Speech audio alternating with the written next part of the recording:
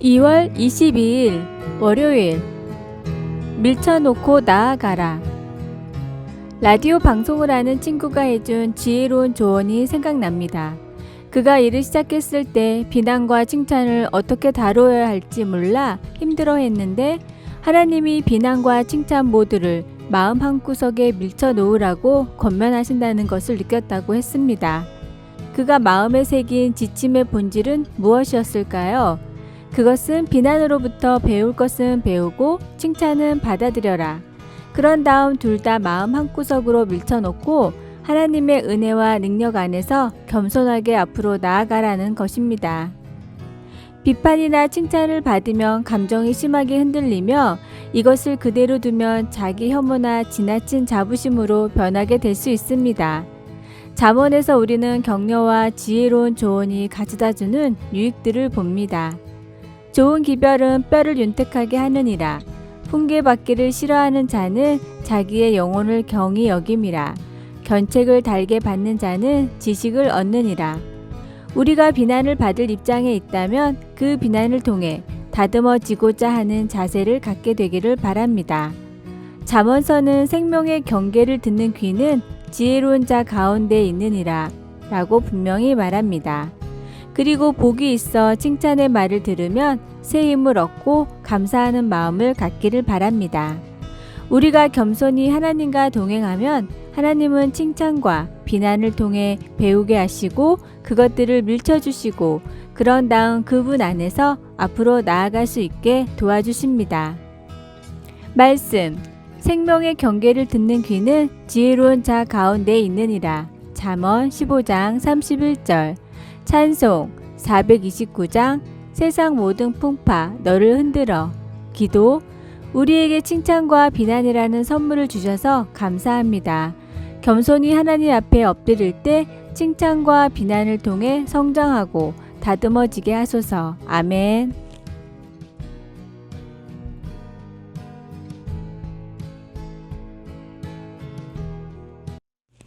2월 23일 화요일. 가치에 집중하면. 어느 추운 겨울날 버스 정류장에 앉아 있는데 엉덩이가 너무 차가웠습니다. 어떻게 하면 기다리는 동안 따뜻하게 보낼까 하고 고민하다가 문득 이런 생각이 들었습니다. 여기 따뜻한 방석이 있으면 참 좋겠다. 그래서 손재주 뛰어난 엄마께 부탁해서 노란 방석을 만들어 하나씩 정류장에 놓기 시작했습니다. 하루는 누군가가 방석에 노란 쪽지를 끼워두고 갔습니다. 쪽지에는 고맙습니다. 임산부인데 엉덩이가 따뜻해서 좋아요 라고 쓰여 있었습니다. 꼭 뭔가를 바라고 한 것은 아니지만 큰 선물을 받은 느낌이었습니다. 한편으로는 저를 걱정하는 지인들도 있었습니다. 좋은 일인 것은 알겠는데 돈도 안 되는 그런 일을 굳이 할 필요가 있을까 하고 말입니다. 그때마다 저는 이렇게 대답하곤 합니다. 가치에 집중하면 그런 것은 나중에 다 돌아올 거라 믿어요. 사실 부정적인 말을 들으면 상처받기도 합니다. 그래도 이런 작은 행동으로 인하여 사람들이 뿌듯해하는 모습을 보면 그런 감정은 쉬이 사라집니다. 어느 영화에서 이런 대사를 본 적이 있습니다. 최고의 이기주의는 이타주의다. 물질적인 이익과는 상관없이 가치 있는 일을 하고자 하면 개인적인 희생과 수고가 있어야 합니다. 그리고 그런 일은 크게 환영받지 못할 때가 많습니다. 하지만 사람들은 그런 일이 좋은 일이라는 것은 공감합니다. 그러기에 신앙을 가진 사람은 사람이 아닌 하나님 보시기에 옳고 좋은 일을 하도록 힘써야 하는 것입니다. 오늘의 말씀. 사람이 먹고 마시며 수고하는 것보다 그의 마음을 더 기쁘게 하는 것은 없나니 내가 이것도 본즉 하나님의 손에서 나오는 것이로다. 전도서 2장 24절. 오늘의 찬송 316장. 주여 나의 생명. 오늘의 만나. 하나님께서는 모든 사람이 구원을 얻고 진리를 깨닫게 되기를 원하신다는 것을 기억합시다.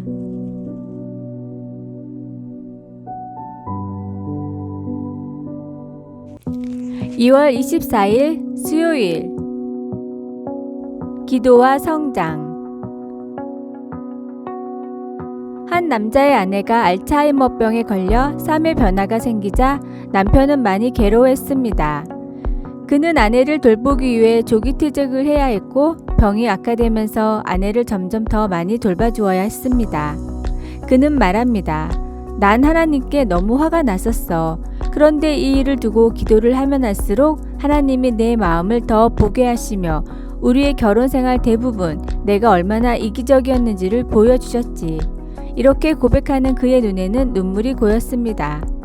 아내의 병이 10년간 계속되었지만 하나님께서 모든 것을 달리 볼 수 있게 도와주셨어. 이제 내가 아내를 사랑해서 하는 모든 것은 또한 예수님을 위해 하는 거야. 아내를 돌보는 것이 내 삶의 가장 큰 특권이 되었어. 때때로 하나님은 우리의 기도에 응답하실 때 우리가 원하는 것을 주시지 않고 변화하라고 어려움을 주실 때가 있습니다.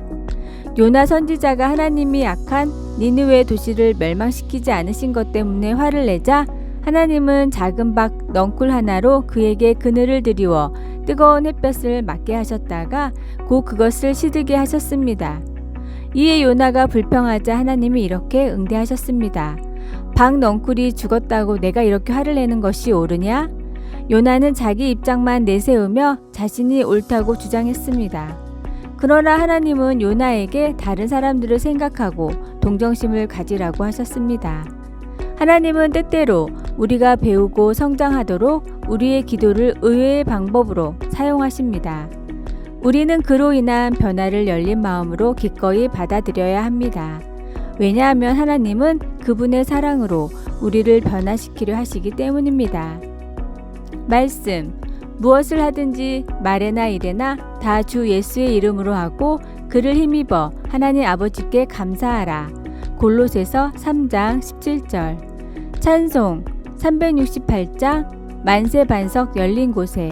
기도를 통해 성장하게 하시니 감사합니다. 오늘 제 삶을 향한 주님의 뜻을 잘 분별하도록 도와주소서. 아멘.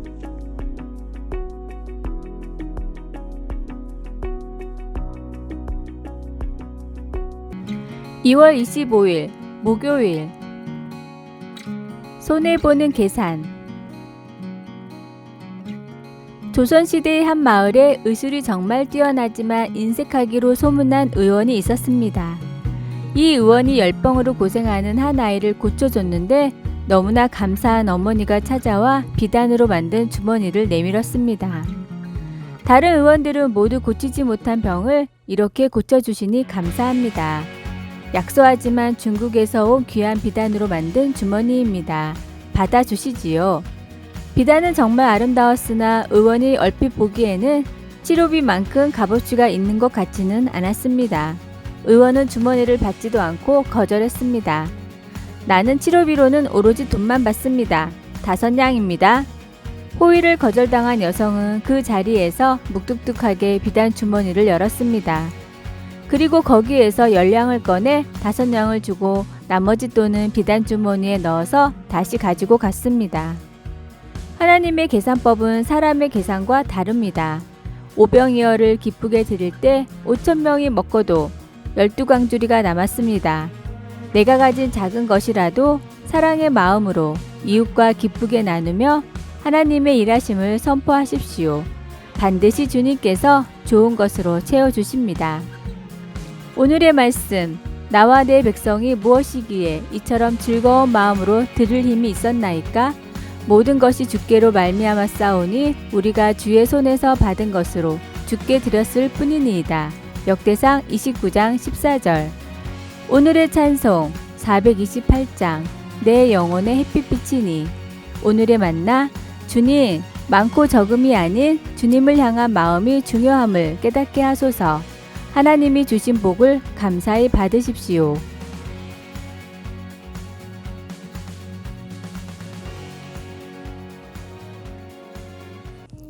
2월 26일 금요일. 진정한 자기 찾기. 나는 누구지?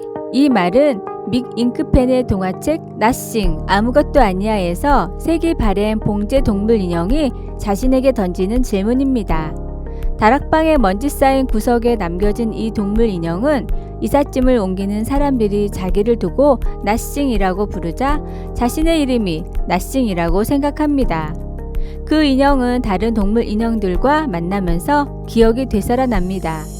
나싱은 한때 자신의 몸에 꼬리와 수염과 줄무늬가 있었다는 것을 알게 됩니다.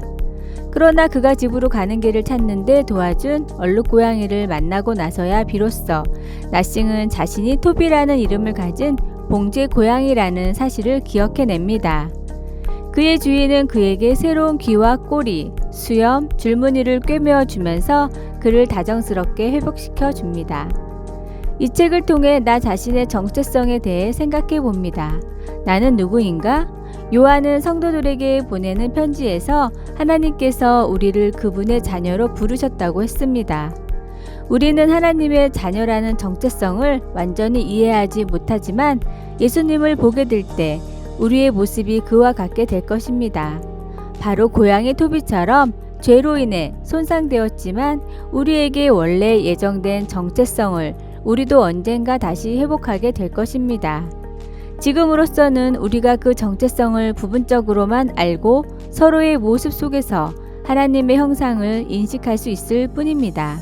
그러나 예수님을 보게 된 그날 우리는 하나님께서 우리를 위해 예정하신 정체성을 완전히 회복하게 될 것입니다.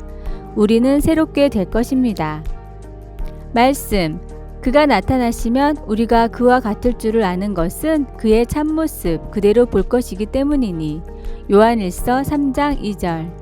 찬송 366장 어두운 내 눈 밝히사. 기도, 하나님 우리를 구원하시고 회복시켜 주시니 감사합니다. 아멘. 아래의 빨간색 구독 글자를 누르시어 더 많은 전도의 열매를 맺으시길 기도합니다.